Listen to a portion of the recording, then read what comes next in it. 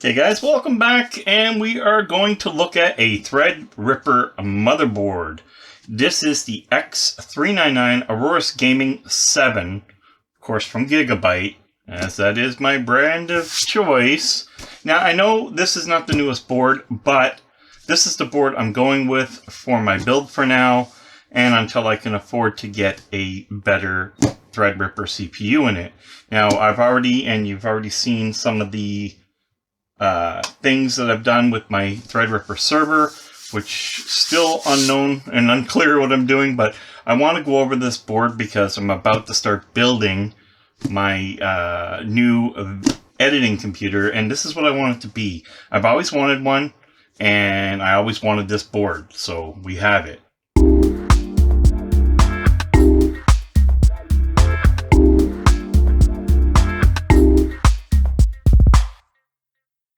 Now, before I get going, I put this here. I have to say that when I bought this board, it did not have a backplate. And I didn't think much of it because I thought that Aorus high-end, they have the backplates built in. But apparently the first generation, when they started doing this, did not. So I had to get that, and that was like $30. That was a 3D print I did. It's still in there, and that was going to be a cut. I was going to cut it to replace this, but I have the original now. The bag of stuff. One, I will say it does come with this SLI bridge for NVIDIA cards. It's kind of cool, but also at the same time, not really relevant to me anyway. This stuff was all in bags because like everything was loose in here. I bought the board used. Okay, so I bought the board used with I think this board had a 1950X, but it was my buddy who bought the board first, and he wanted the chip, and yeah, so it's a long story. So here is the piece that you wire in all your wires, and you can just plug it directly into the board, no fooling around. Extra NVMe screw-ins. Looks like a ARGB thing here. An Aorus metal logo, which I always love, of course. And this is a thermo sensor. So thermo sensors are kind of neat. Bilingual, your installation disc, none of this stuff anybody uses anymore. And here is a nice big thick book. So that is, or manual book. So the key here is I wanted to go over the board, not necessarily what comes with it, because again, this is a older board. It was my favorite board, a board that I didn't think I could ever afford, and here it is. Well, this is in the box and it's well used, so if I was actually going to use this, I would literally put brand new thermo pads on. Again, you don't know what you're getting half the time when you buy used off eBay, but this seemed to be an okay deal. I have tested the board, that's why you've seen the Threadripper was already in it, to make sure that it was working and I didn't get ripped off. So we got a HyperX sticker for a non-HyperX product. Weird. And you can see that they custom cut. This was never the insert. And you still get the stickers. I've always loved these stickers. I thought these were always cool. Okay, looking at the board straight out, you'll notice that the CPU is in here. As I said, I had to test it. I got it from eBay. We never know what you're getting, so fire it up, make sure it's all good.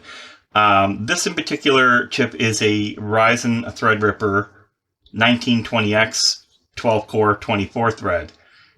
I know it's an older processor, but when a 2000 series like a 2990 or something like that becomes cheaper, this is still a feasible package. So that is my goal here, is to, and I always wanted a 1950X. My buddy has one. I don't yet. But one day I'll find a good deal on the 1950X just to have it. And the packaging. I don't have any of the packaging. I want the packaging. I love the way that original packaging was. So off the hop, there is 3 NVMe slots. I just noticed that there is one here. Because I was wondering, I thought there was 3, and it puzzled me because we had that little tiny shorter one, but that's where it goes. So I'm happy to see that. I was starting to think, wow, there's only 2 on here on a Threadripper?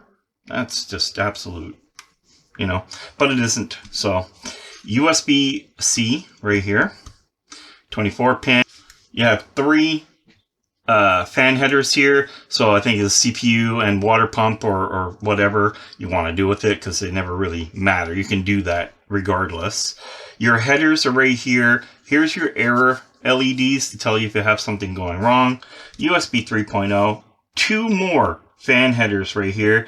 This is one of those boards that is going to make you happy as far as needing fans. Get it?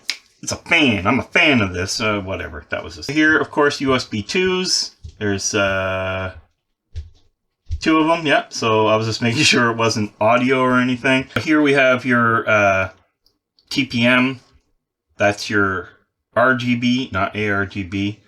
And this, I believe, is lighting as well. I think there's adapters for that. I have to check. I know my other boxes or kits I've had over the time has had them. Looks like this is, you know, been dinged up a little bit. I might try and clean that up as I go along, but we'll have to see. Next is the, well, of course, the amp up audio and the high-end caps that are being used. This is one of the things that I love, and I mean most motherboard manufacturers are doing that now, but they do it well.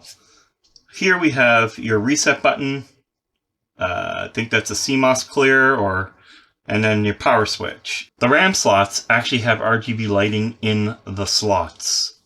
It's really cool. The board looks like lit up, and you can see why I always wanted this board. If you're a fan of RGB, awesome. If you're not, well, turn them off. But you'll see that all the RAM slots, everything, are completely lit up on this. No, I didn't plug this in yet, but I just wanted to show you guys why I think this board is so freaking cool, and why haven't they continued doing this? The idea is completely gone. If you don't want certain things on, turn them off. They should give you at least the option to do so. And I don't understand why it became something that disappeared. You have a good VRM cooler. I cannot find a water block that would be a VRM, like a mono block, for this board anymore. If you know anybody or you know where to get one, please let me know. So we're going to be using the EK Quantum Velocity, which I did use also one in my server. But first, we are going to build this as air-cooled. So remember that big Ryzen fan they had out there? Well, we're going to put that on it first. And the reason for that is I want to know what it was like. I always wanted one. Finally had one. It didn't fit in the server where it was meant to be. Hence, I had to go water-cooled. Now, there is a lot of toys on the board, like fan headers. Like I said, here's another one. It is a 8+4, which is kind of odd. You think it would be an 8 and 8, but not all of the Threadripper boards were in the first generation.